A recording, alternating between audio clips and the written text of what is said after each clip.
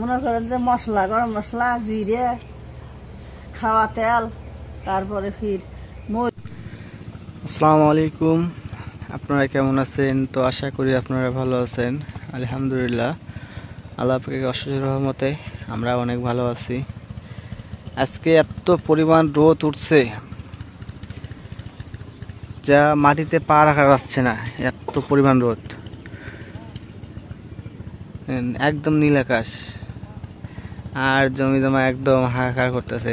ওই একদিন আপনারা বলছিলাম যে একটা দিন রোদ যদি হয়, একদিন রোদ হলে পরে এমন রোদ দেয়, এই রোদে অবস্থা খারাপ হয়ে যায়। তো এখন আমি যাচ্ছি, আমাদের বেসন উড়াইতেছে, ওই জায়গায় যাচ্ছি, যা বেসনটা নিয়ে আসি।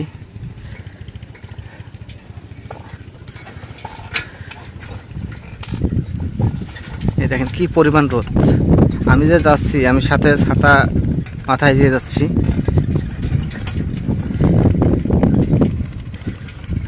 রোদের এত পরিমাণ তেজ, মনে হয় আগুন আসতেছে এমন একটা অবস্থা। আর দ্বিতীয় কথা, আমাদের গ্রামে এই রোদ খেয়ে অনেকে জ্বরে আক্রান্ত হয়েছে। এই সকালবেলা একজনের সাথে কথা হইলো, সে চলে গেছে গরু নিয়ে, গরু ঘাস খাওয়াইতে। রাতে সে জ্বরের কারণে বিছানা থেকে উঠতে পারে না। কি পরিমাণটা রোদ।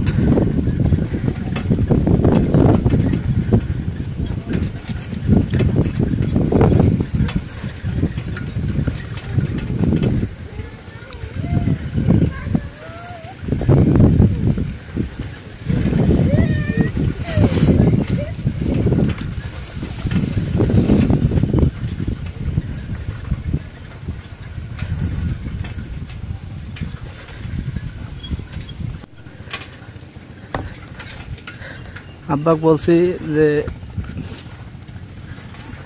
জমি যদিও অল্প, তারপর আবার বলছেন ওটা শ্রমিক নিয়ে ওটা কাটতে। মানে এরা হচ্ছে আগের লোক, এরা টাকা নাই দেখে এরা মানে শ্রমিক নেবে না। এদের সমস্যা আছে একটা। আমি বাসায় কাজ করতেছি, এদিক দিয়ে আব্বা আসছে বেসন তুলতে। আমি আসতে দেবো না রোদের মধ্যে, এই জন্য আমাকে না বলে চলে আসছে। বেসন উড়ে গেছে, তাহলে কারণ না বলা সত্ত্বেও চলে আসে।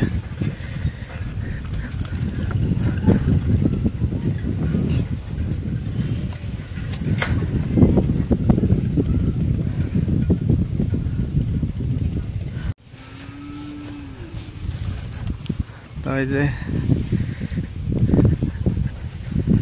কয় মুঠা হয়েছে? তাই রোদের মধ্যে এসে বেসন তোলা লাগে, রোদের মধ্যে এসে বেসন তোলা লাগে।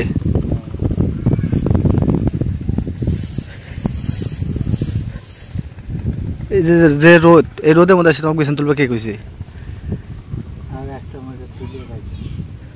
আর একটা মুঠা তুলে বাদ দেবো মানে এই রোদে থাকা যাইতেছে না। আর এই রোদ খাইতে তুমি অসুস্থ হবা নাকি? জুলুম নাই।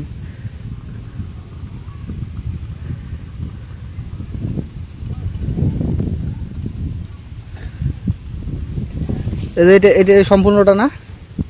সম্পূর্ণটা বেসন তো বাঁচবে।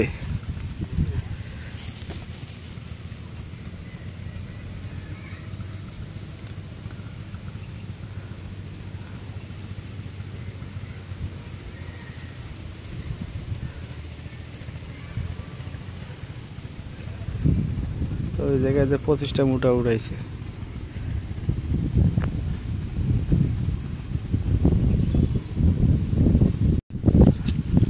আবারও বেসন তুলতে বসলো।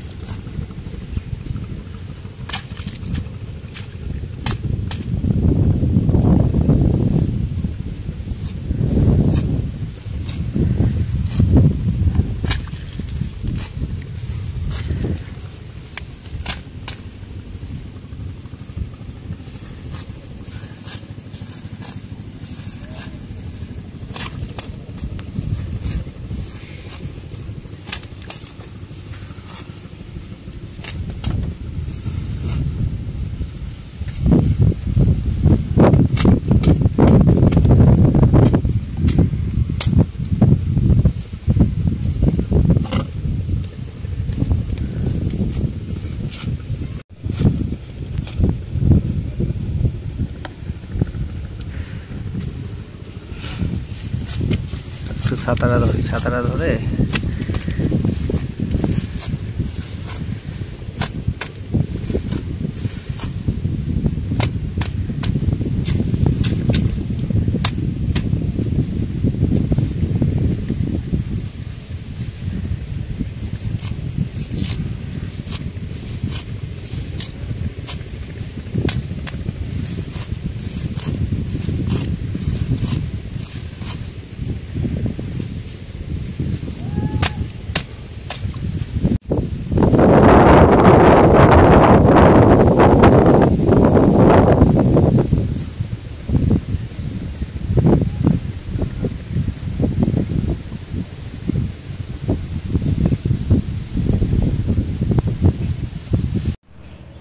আসসালামু আলাইকুম।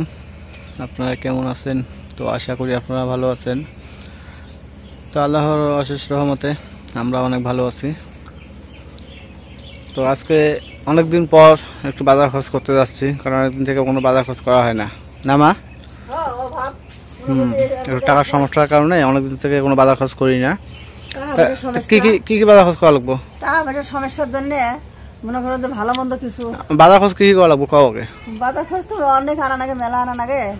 মনে করেন যে মশলা, গরম মশলা, জিরে, খাওয়া তেল, তারপরে ফির মরিচ, অনেক খরচ। কিন্তু খুবই সমস্যার মধ্যে পড়ছি এখন বাজার। এগুলো আনা লাগবো?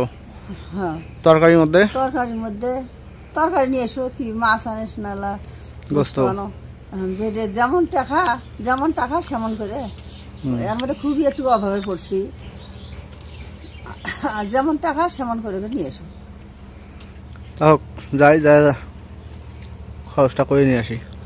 এর মধ্যে বাজার খরচ কতদিন থেকে করা হয় না, নিয়ে এসো। অনেকদিন থেকে বাজার যাই না, অনেকদিন থেকে বাজারে যায় না টাকার অভাবেতে। তা আনো, আজকে যাও সকাল নিয়ে এসো। আচ্ছা।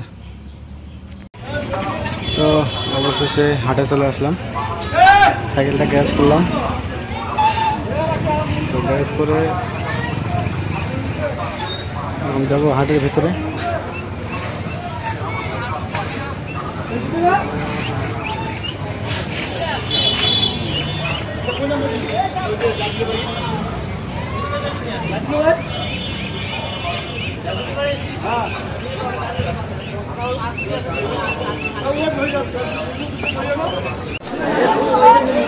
ঢুকলাম কাঁচা বাজার হাটে।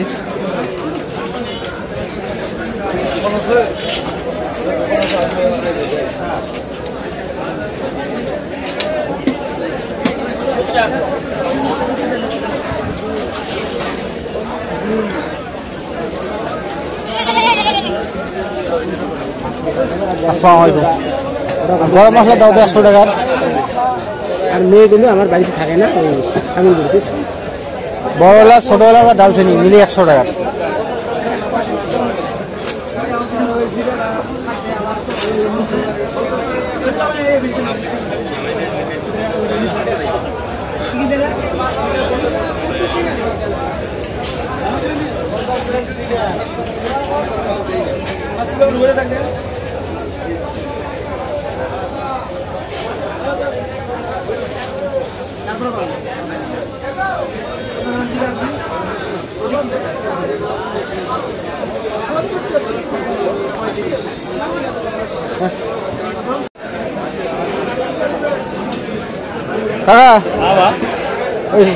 তো কইসুম কাহা আমার কাহা কইসুম কাহা তুই জামাই তেল দাও 1 কেজি।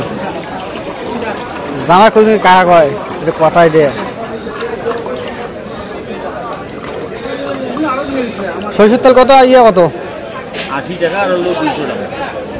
সয়াবিনে দাও।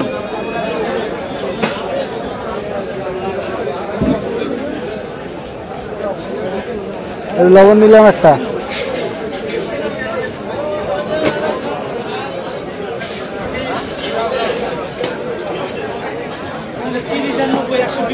মশলা বেচা মেলা? এই তো আমি তো জানি না, আমি ওই জাতীয় মশলা নিলাম, না জানার ক্ষেত্রে ওটা হয় আমার। আচ্ছা। এখন যে হাটে গেছিল ব্রয়লারের মাংস নিয়ে আসলো, মাংসটা এখন কুটে ধুয়ে দিই।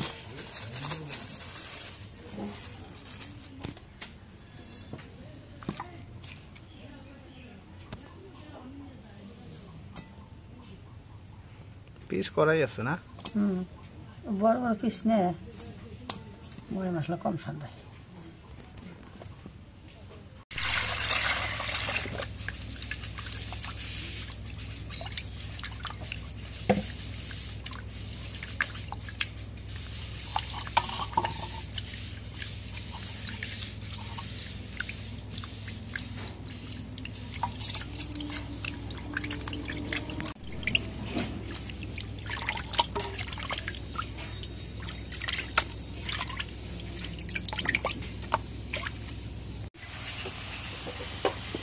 এখন কড়াইয়ের মধ্যে তেল দিই।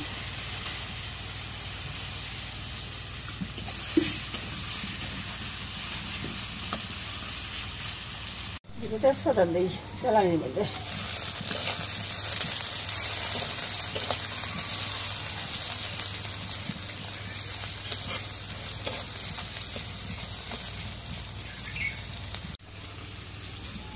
পরিমাণ মতো মরিচের গুঁড়ো দিলাম।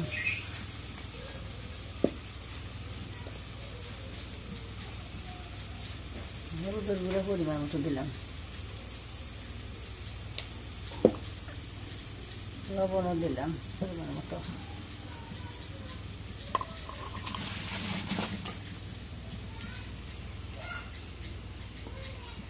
গরম মশলা বাটা, আদা বাটা দিলাম। এখন এই জিরে বাটা দিই।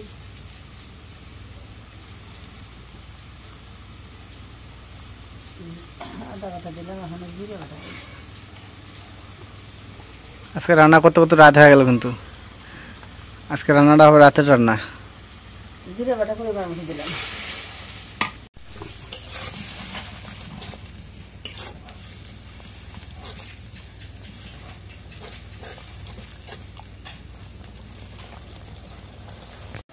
মশলাটা এখন কষানি হচ্ছে, এখন মাংসটা দিই।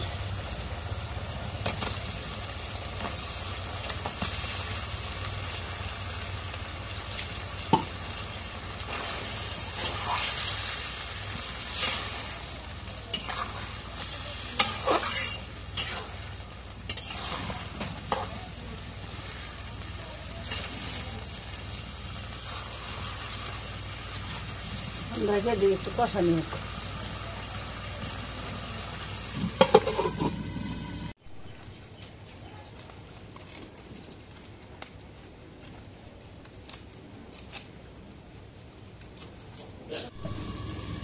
এখন মাংসটা কষানি হচ্ছে, একটু ঝোল দিই।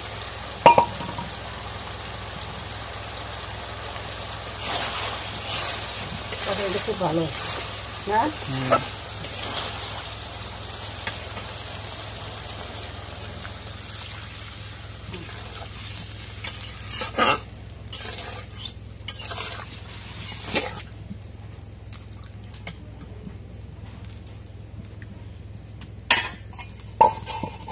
ঢেকে দিই।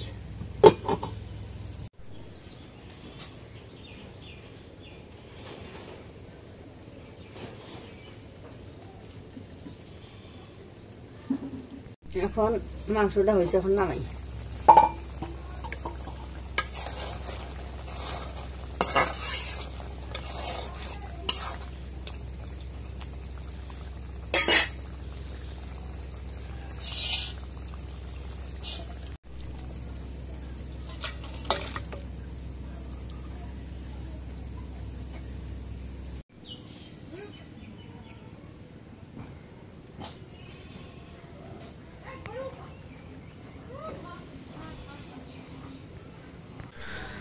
তো আজকে আপনাদের সাথে আমি একটা কথা শেয়ার করবো। কোনটা হচ্ছে যে আমার বাবা যে আছে, আব্বা এতটা পরিশ্রম করে যা বলার মতো না।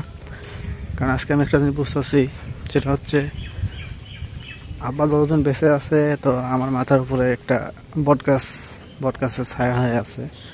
যেদিন থাকবে না সেদিন অবশ্যই আমি বুঝবো যে ভাই বটগাছের ছায়া যখন থাকবে না, তখন বোঝা যাবে। তো যার বাবা মা নাই সে বুঝতেছে যে বাবা মার কষ্টটা কি। তো আজকে বাবা মা আছে, এটা আমার অনেকটাই ভরসা আছে। আর বাবা মা না থাকলে সেই ভরসাটা থাকে না, এটাই বাস্তব। ওই একটা কথা আছে না, দাঁত থাকতে যে দাঁতের মতো মর্ম বুঝে না, যে কোনোদিনও বুঝবে না। তো বাবা মার প্রতি যতটুকু আমি শ্রদ্ধা করার দরকার আমি করতেছি। তো ঠিক আছে, আজকে ব্লগটা যা শেষ করবো। তো যদি ব্লগটা ভালো লাগে অবশ্যই একটা লাইক, কমেন্ট, শেয়ার এবং সাবস্ক্রাইব করে দেবেন। এবং পরিশেষে আপনাদের সবাইকে ধন্যবাদ জানিয়ে আজকের মতো এই জায়গায় বিদায় নিচ্ছি। আল্লাহ হাফেজ।